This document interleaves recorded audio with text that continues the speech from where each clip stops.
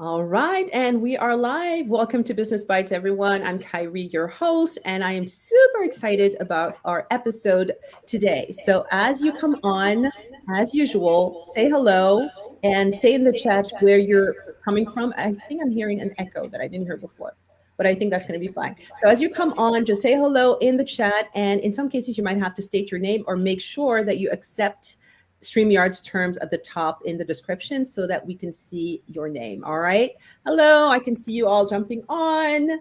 Say hi in the chat. Hi, Ree here. I have my amazing guest, Nancy, and we cannot wait to get started. So I'm going to introduce Nancy a little bit. So Nancy is you call yourself the get known, get paid mentor, which I absolutely love. Nancy transforms successful service providers and their assistants into sought after podcast guests and people who really speak their way into 6 and 7 figures so that they never are hungry for an audience again.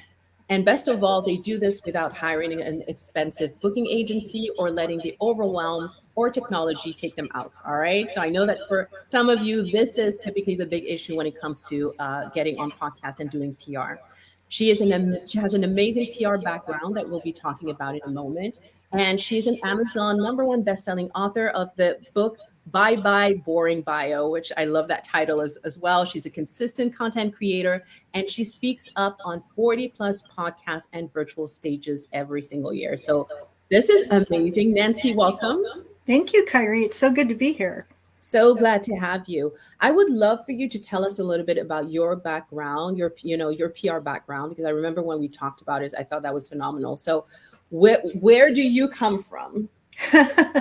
Well, it's funny you should ask it just that way, because I think I came out of the womb with the dictionary in one hand and a megaphone in the other. I think I was destined to be a publicist and a champion for other people. And what do you know, I was born into a family where my dad was an actor in Hollywood and he needed to be center stage. So I learned how to make him look good. And I learned how to deal with people with big egos and make them feel important. And what do you know, I started my own PR firm where I was working with people with really big ideas and big egos who needed to feel important. And they got seen, heard, and celebrated on the media that mattered for their message. And I created myself a very successful business doing that. And then what ended up happening is I started to feel a little publicity envy for the clients that I was helping to be seen, heard, celebrated, and compensated. And I thought, if I'm so good at helping them look so great, why am I anonymous? And so I decided to turn my skills on my own expertise. And then I got more than slightly famous for the book that I wrote, the Bye Bye Boring Bio workbook. And I've since been having my star on the rise, not only for the accomplishments and thought leadership that I bring, but also for the results that I help my clients welcome under their own power to get seen, heard, celebrated, and ultimately compensated by being thought leaders and contributors to bigger conversations. I love it. I love it. Hi, Jennifer. Good to see you here. I love it. And what does, for you, Nancy, what does visibility mean? We're talking about visibility. We're talking about all that stuff. Like, what does it mean for you? Well, if you're a well-kept secret, it's pretty hard to make your way in the world if nobody knows your name. So visibility is being strategic and savvy about where you show up. So more of your ideal clients and people who can benefit from your wisdom can hear, see, and celebrate you and be called to do business in the ways that you serve best. Mm-hmm. Yeah. A lot of people think that maybe it's what the online world has created in terms of myth, that just putting content out there and creating videos and things like that is your PR. But obviously what you're saying is that is not the case. You need people to see you, because you can have a bunch of content out there, but if people are not seeing it, then that is not going to generate results. What type of results do you see in businesses when visibility is well done? So how does that translate? Well, I think we're all, as service providers and experts, we need to build a bridge of trust so the people that we want to do business with are called to do business with us. Mm-hmm. So to the extent that you can make it easy for people when they do a Google search for you or your name, they find instant validation that you are the expert that they want. If dozens and dozens of podcasts come back where they can sample your quality content delivery, the way you deliver your message, the heart and smarts and moxie you bring to that message, If people like what you say, how you say it, and gain value from what it is that you've said, they can come to you to a consultation call, pre-sold, ready to do business with you. You could save 20 to 30 minutes for every consultation simply by getting to yes faster, because people built that trust before ever getting on the phone. And to the extent that we can all make it easy for people to buy, easy to own, and easy to refer, all the better for everybody to get more of what they want faster, easier, and more readily than if we had been invisible all along. Yes, that is so true. And that is something that I experienced firsthand, starting to do a lot more PR stuff and, interviews like this, etc. People associate you with the end result that they're looking for. And so when they then come, when you have a call to action, they're more likely to do it. When you invite them on a call, they're more likely to come in already trusting that you know how to get them to the end result, right? Whereas if they have never seen or heard your name, it's so hard to really trust in the online world right now. I love that. That makes a lot of sense. Well, and can I just tell a quick little story? Remember earlier I was telling you about publicity envy? I mean, when you are the Wizard of Oz standing behind powerful people and making them look good, and you see what kind of wonderful outcomes, more new stores, six-figure book advances, all the wonderful outcomes, more quality employees wanting to work with you, this sort of thing. You think, gosh, I want what they're having. But my real come to Jesus moment was a number of years ago. I did a Google search for myself. And what I found was pretty darn humbling. What I found was that Nancy Juetten runs 10K races really slowly, because I was a 10K runner and I was a very slow runner and nobody knew my name. But if you put my name in a Google search today, you get a completely different outcome, because I have turned my publicity genius on my own expertise so my star can rise along with my income. And what do you know? All of that has happened. So if you don't think you're known, or you want to know how you're known, it's an old school trick. Do a Google search and find out what Google says. If you love what you see, then good on you. If you don't like what you see, take action and do something about it. Goosebumps. I did that a couple years ago. It was not a good experience. I was like, this is what people see when they look for my name online. And yes, it has changed. And yes, I didn't even think about that. What changed it is the PR stuff, the visibility thing, the content, and all of that. I love this. Okay, call to action, everyone. When you're done here, don't leave. When you're done here, or you just go and Google your name or your business name and see what comes out, because that is what others see. And that's a wake-up call. That's the wake-up call that will either get you into action or have you patting yourself on the back or something in between. Either way, it's a good insight to gain. Ooh, I love that. I love that. What do you feel? Before I even ask that question, how have you seen the world of, doing visibility and PR stuff change over the years? And has your method changed with it? Or do you find like there's some principles that, they just don't change and it's going to work no matter what? What does that look like for you? The media landscape has changed dramatically over the last number of years. It used to be that I spent so many years in print media, major newspapers, magazines, things of this nature. In the last several years, the move to the online space has been dramatic. People are becoming citizen journalists. Many people go to Facebook to get their news instead of the major broadcast news stations. Mm-hmm. Online is where so much of the action is. Number one. Number two, within the last 18 months or so, COVID has changed so much for so many of us. These social networks have become so much more important for us in order to stay connected and to stay in communication. And if you were a speaker who used to get on stages, and that's how you used to create your revenue streams, well, that all went to heck in a handbasket right about March of 2020. The whole virtual speaking realm has changed. And when we think about media, maybe 5 years ago, maybe there were 300 podcasts on the air. Now there's like 2.7 million podcasts on the air. They're all led by hosts that are looking for guests just like you and me and everyone who's listening. And if you know how to make a winning approach to a podcast guest, you can never be hungry for an audience again, provided you think about who the right audience is for your message before you even start. Oh, okay. Let's go into that, because that is your expertise. That is something that you do really well. You are yourself. You walk the talk. You do it yourself. What is your process? Because you say that you remove the overwhelm from it. Like, you don't have to hire an expensive agency to get you booked on podcasts. How can someone do this, whether they're alone or they have maybe an assistant to help them with this? What is your process for this?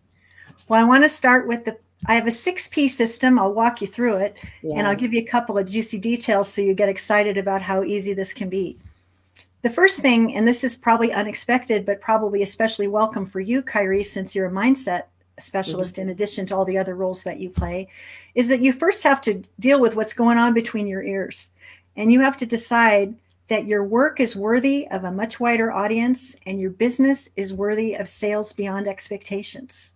And you have to believe that with your full being and be all in those affirmations, because that sets the tone.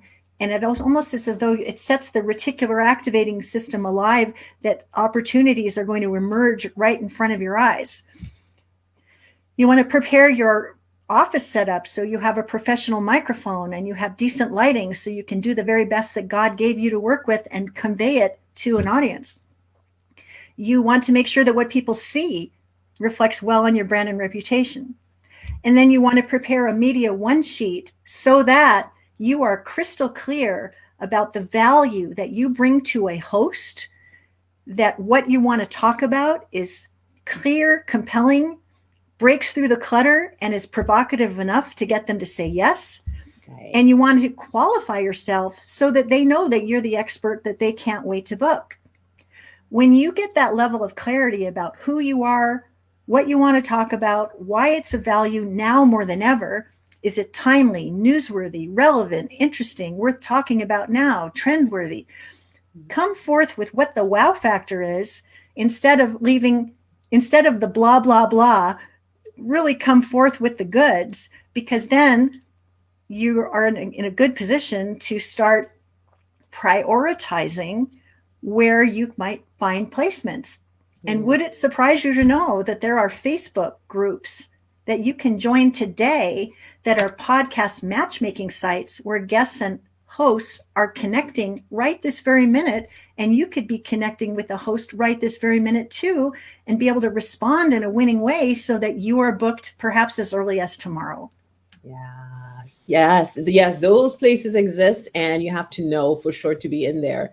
And you actually mentioned something at the very beginning, because I love all the different steps, but I had a question where I was going to ask you, what are some of the mindset shifts that people need to make in order to, because you see people who do this very successfully and people who don't. And I'm sure it's more than just knowing the steps, because they all have the steps in front of them. What makes a difference between those who succeed at this and those who don't? Well, one of the things when we pitch, and that's what we call it in the publicity world, if you want to get showcased on a media outlet that matters for your message, before you make your pitch, see, hear, and celebrate the show you want to be on before you make an ask for yourself. So many people, and we've seen this, I don't know if you saw that movie Airplane way back when, but there's turbulence on the air and someone says, "Does anyone have a Valium?" And everybody raises their hand and says, "I do, I do." So what you'll notice in some of these matchmaking sites is people will say, "I'm looking for a guest who can talk about X. Do you know anyone?" And then you have all these people raise their hand and they say, "I do, I do, I do. That's me, that's me, that's me." But you know what? It says absolutely nothing. Yeah. Instead, what if you listened to the show, posted a 5-star review that was specific and terrific and demonstrated that you really did pay attention, and then wrote to on the group, say, "I watched your show. Congratulations on 93 episodes and 200 5-star reviews. I just added one of my own to the mix. I noticed that your show is about X, Y, and Z, and I love the one you did about so-and-so, and that's why I'm reaching out, because I have something to add to that conversation, and I can't wait to make it happen." And I mean, find a way to see, hear, and celebrate the host in a meaningful way before you ask for something for yourself. Because every time me or any of my clients does this, we get the DM that says, "Your response definitely stood out. You are someone I want on my show. Here's the form you need to fill out, and here's the link to book your session. Bam. That was so good.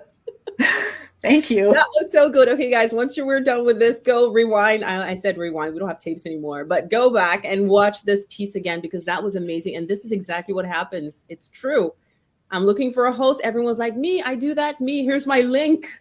Me. But no one really stands out and you don't really know. Oh my God, I love that. So here's the other thing that you're not expecting. When you show up in these communities where there's 20 or 30,000 people trying to make a match and you show up in this way, not only do you get booked on the show that you were pitching, but all the other hosts that are looking for guests are looking at you and saying, wish all of my guests would respond in this way. And I get ancillary requests for me to be on folks' show because I showed up so well in the group. So go the extra mile before you even make your pitch. You spray and pray doesn't work. Spray and pray. The church of spray and pray is not going to deliver the goods, my friends. Yes, no, I absolutely love that. And that is why you're saying you can do this without, even if it's just you or you have a small team, this is something you can do because it does not require sending like 10,000 pitches a week or using. Well, and so let's talk about that for just a minute. If there's 2.7 million podcasts on the air, your eyes are glazing over already. And you're thinking, there ain't no way I'm going to be able to do any of that. So what I suggest to clients is choose your really great 8 aspirational shows where you would most like to be a guest and make it a steady habit to listen to the Kelly Roach Show, listen to Entrepreneur on Fire, listen to the shows that you want to be a guest on, because as you listen to those shows, you are going to start stepping into the person you need to be a guest on those shows.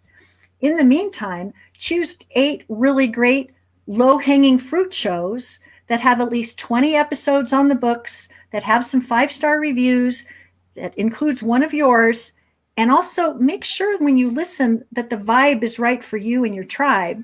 And if you find the fit to be right, go ahead and make your approach, because you can book yourself on 2 shows a week, come rain or come shine, and still manage all the other plates you need to spin in your business. And you can also, when you perform beautifully on a show and you deliver value, what you're not counting on, which is so intoxicating, is that other hosts are listening. And other hosts will say, wow, what a great guest. I would like to have that guest on my show. So in the beginning, you're like pushing a rock up a hill because you're doing your grade 8 low-hanging fruit shows and you're doing your grade 8 aspirational shows. 16 shows, people, that's all. But what if the shows start coming to you and all you have to do is show up and be brilliant? Set the intention that that's what you want and it will be your reality. Love it. Love it. And one last question before we start wrapping it up is, like, in terms of how much it requires, whether it's from the CEO or the assistant applying something like your system, like how much time does it require of them on a weekly basis, for example? If you join the three podcast guest matchmaking sites that I recommend, and you start your morning coffee every day scanning for the right opportunities, if you spend an hour a day doing this, you should have a steady stream of podcast guest spots to look forward to. 1 hour a day. Yeah. And the more you learn and grow and the more finesse you bring to it, the more accelerated your results. So like anything, if this is going to be your all-in number 1 favorite visibility strategy, again, a mindset thing, be all in and do it for an entire year and make it happen, because COVID-19 has forever changed the way we do our life, our work. I heard Jack Canfield say that it's not the new normal, it's the new better, because we can talk to people around the world, around the block, around the country without even leaving our houses with our dogs at our feet, provided they're not barking. And we can have the world beat a path to our door. And I can't think of anything more intoxicating and exciting for people who are doing business virtually in today's world than podcast guesting. I absolutely agree. And for me, it is definitely one of my favorite strategies that I give clients, leverage other people's audiences and build collaborations. Get to know, create an amazing web around you and your business, and you're always going to be okay. If you have humans, if you're just relying on automation, things are going to break. And we've experienced it in the past year and a half. So that's amazing. Nancy, this was awesome. Where can people find you? Well, I invite you, if you're excited about preparing, to join me for the next Podcast Visibility Live Lab that's coming up early in the new year. And all you need to do is visit Podcast Visibility Live Lab, and you can take your front row seat to learn all the 6 Ps so that you can be amazingly masterful as a podcast guest. And I want to just say one more thing. Be a podcast guest before you start your own show, because you can tap into audiences that already exist and demonstrate to yourself that you love it before you start a show of your own. It's a long distance run to build your own show. Why not start with an accelerated path to reaching the people by podcast guesting? So go to podcastvisibilitylivelab.com, and I'll see you on the other side. Amazing. Thank you so much. This was a lot of fun. Yes, of your favorite people. We love you too. I can't even see who that is, but we love you. But this was such a great episode. Thank you so much, Nancy. And I'll make sure everyone, depending on where you're watching this, to come and add those links either in the description or the comment. But if you're interested in Nancy's workshop that's happening early January, just post it in the comment so that we can send the details. All right. Thank you so much, Nancy. Thank you, Have a great Khairy. rest of your week, everyone.